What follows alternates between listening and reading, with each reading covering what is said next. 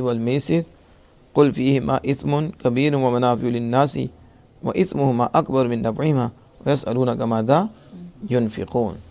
جو شاعر نے کہا کہ لما یحصل بسببہا، اس کے سبب سے مخاصمہ، مشاتمہ اور قول فحش حاصل ہوتا ہے، یعنی اس میں اشارہ ہے اس طرف کہ ان الاسم فیہما من حیث انہ یودی الی الاسم لا انہما اسم فی انفسہما۔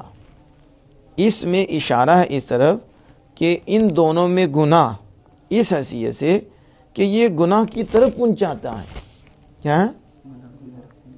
ان دونوں میں گناہ جو ہے اس حیثیت سے ہے کہ وہ پہنچاتا ہے کس کی طرف؟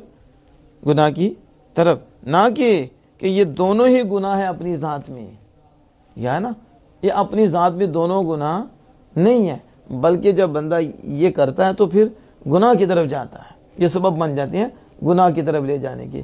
شراب میں تھوڑا ہے، اور جوئے میں لڑائی جھگڑے تو پھر یہ ادھر پہنچاتے ہیں، ادھر۔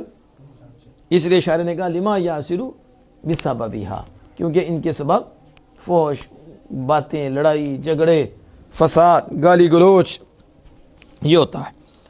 اور اللہ تعالیٰ کا فرمانا منافع للناس، منافع، اور شارع کی وضاحت کرنا باللذت والفرح فی الخمر واصابۃ المال بلا قد فی المیسر۔ اب دیکھیں منافع للناس، اسی سے استدلال اس شخص کے لیے کیا جاتا ہے، اور استدلال کرتے ہیں اسی سے وہ جنہوں نے شراب کے ذریعے علاج کو جائز قرار دیا۔ جس نے کہا نا کہ شراب کے ذریعے علاج کرنا جائز ہے، وہ اسی آیت سے استدلال کرتے ہیں، کسے؟ منافع للناس، کہ شراب سے لوگوں کو فائدے ہیں، لوگوں کو فائدے ہیں، تو اسے دلیل بناتے ہیں کہ شراب کے ذریعے علاج کرنا جائز ہے، شراب کے ذریعے جائز ہے۔ اور کیونکہ جبکہ اطباء کہتے ہیں اس میں منافع ہیں، یہ ہے نا، جبکہ یقول اطباء فیما من منافع، کیونکہ اطباء کہتے ہیں کہ اس میں شراب میں کیا ہیں؟ فائدے ہیں۔ لیکن الحدیث الصحیح مصرح بتحریم التداوی بہا، تو بتحریم التداوی بہا، کیونکہ حدیث پاک جو ہے یہ تو شراب کے ذریعے علاج کرنے کی تحریم پر واضح ہے، تحریم پر واضح ہے، یعنی واضح طور پر جو ہے حدیث بتاتی ہے کہ یہ حرام ہے، یہ کہ اس کے شراب کے ذریعے علاج کیا جائے اور شراب بطور دوا دی جائے، ویسے بھی حرام ہے اور دوائی کے طور پر بھی حدیث واضح طور پر آئی ہے۔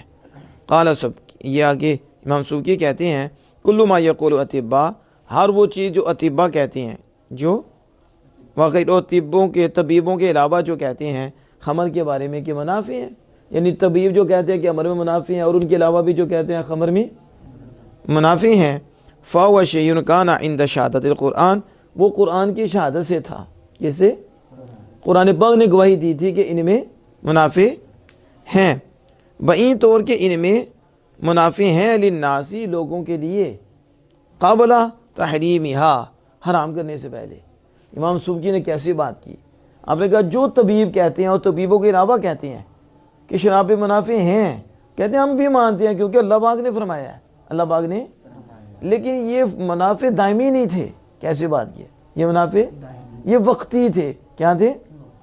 جب تک ان کی حرمت پر دلیل نہیں آئی اور اللہ عز و جل نے اس کو حرام نہیں فرمایا، اس سے پہلے تک یہ منافع موجود تھے، یہ منافع، لیکن جب اللہ عز و جل نے یہ حرام فرما دیا تو منافع بھی گئے۔ سمجھ آ رہی ہے کہ نہیں؟ منافع بھی گئے۔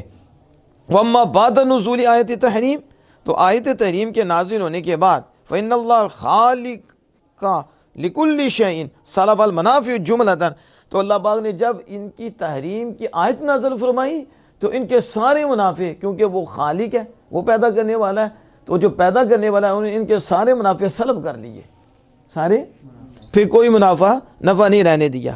فَلَيْسَ فِيهِ شَيْءٌ مِنَ الْمَنَافِعِ، پر اس میں کچھ بھی نفع نہیں ہے، اس میں کچھ بھی قالا اسی کے ساتھ تسقط مسئلۃ التداوی بالخمر، اسی کے ساتھ شراب کے ذریعے علاج کرنے کا مسئلہ بھی ختم ہو جاتا ہے، ہو گیا نا، کیونکہ امام سبکی فرماتے ہیں اللہ پاک نے پھر سارے سلب کر لیے سارے، اور اسی پر یدل قول صلی اللہ علیہ وسلم، اور یہ جو بات امام سبکی بھی کہتے ہیں اس پر رسول اکرم صلی اللہ علیہ وسلم کا فرمان بھی دلالت کرتا ہے، وہ کیا؟ ان اللہ لم یجعل شفاء امتی فیما حرم علیہا، بے شک اللہ نے میری امت کی شفا میری امت کی شفا نہیں رکھی، شفا اس میں جو اس پر اللہ نے حرام فرما دیا، جو میری امت پر جو حرام فرما دیا اس میں اللہ عز و جل نے میری امت کی شفا نہیں رکھی، اس پر یہ بھی شفا نہیں رکھی، سمجھ آ گئی؟ اور کیا نا باللذت والفرح فی الخمر، یعنی لذت کے ساتھ اور خوشی کے ساتھ یہ خمر میں فائدے، تو فی تفسیر منفیات بہما، یعنی شراب اور جوے کے ساتھ منفعت کی تفسیر میں یہ بات کی، کس کے؟ کہ ان سے فائدے ہیں، یعنی اشارہ ہے اس طرف کہ لیس فی شفاء ولا دواء، کہ نہ اس میں شفا ہے نہ اس میں دوا ہے، یہ اشارہ ہے کہ یہ لذت کے لیے، کس کے لیے؟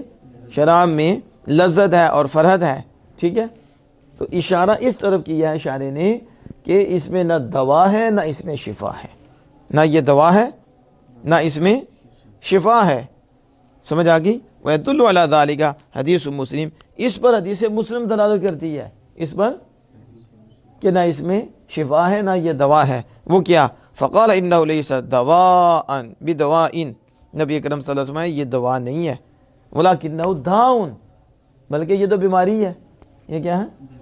ہاں، نبی اکرم صلی اللہ علیہ وسلم یہ دوا نہیں ہے، یہ تو شراب بیماری ہے، سمجھ آ گئی اس کی؟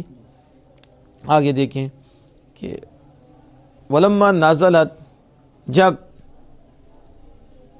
ایک قوم نے اس کو پیا، تو یہ آیت کریمہ نازل ہے جو آگے آ رہی ہے، ایک قوم نے اس کو پیا، وَامْتَنَعَ آخَرُونَ، اور دوسری سے رک گئی، دوسری إِلَىٰ أَنَّ حَرُمَتْهَا آیت المائدہ، یہاں تک کہ آیت مائدہ نے اسے حرام کر دیا، آیت مائدہ نے، یہ دیکھا نا کہ ان کے نفع جو ہیں یہ اس سے، وہ گناہ جو ہے ان کے نفع سے بڑا ہے، تو وہ جب آیت اتری، جب تو ایک قوم نے پیا، یہ اشارہ اس کے ساتھ تصریح کی طرف، کس کی طرف؟ تصریح کی طرف اشارہ کیا اشارے نے کہ اس کے ساتھ کہ یہ آیت لیست بمحرمۃ للخمر، یہ آیت جو ہے یہ شراب کو حرام کرنے والی نہیں ہے، یہ آیت یہ تصریح کے ساتھ ہے، کس کے؟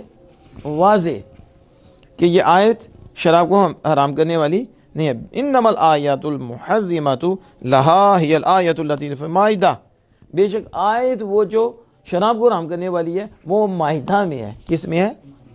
سمجھ آ گئی؟